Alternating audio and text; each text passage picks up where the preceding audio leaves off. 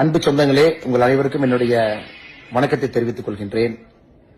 இன்னைக்கு enforcement directorate அவங்களுடைய செய்தி குறிப்பை நாம் எல்லாரும் பார்த்தோம்.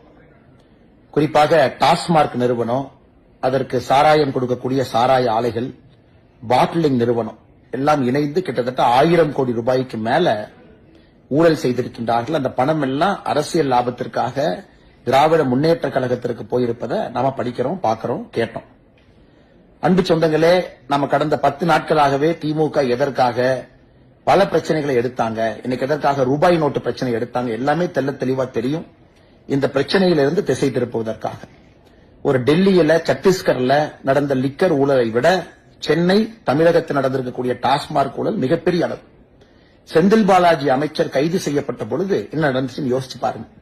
நள்ளிரவுல முதலமைச்சர், நள்ளிரவுல துணை முதலமைச்சர் போய் பார்த்து கூடவே இருந்து சொகுசாக அரசு மருத்துவமனையில இருந்து தனியார் மருத்துவமனை கூட்டிட்டு போய் சொகுசாக வைத்துக் கொள்ளணும்.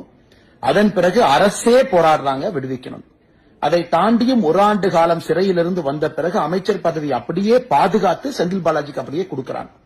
அதிலிருந்தே நமக்கு தெரியும் இந்த சாராயத்துறை திராவிட முன்னேற்ற கழகத்துக்கு எந்த அளவுக்கு முக்கியம்ங்கிறது நமக்கு தெரியும்.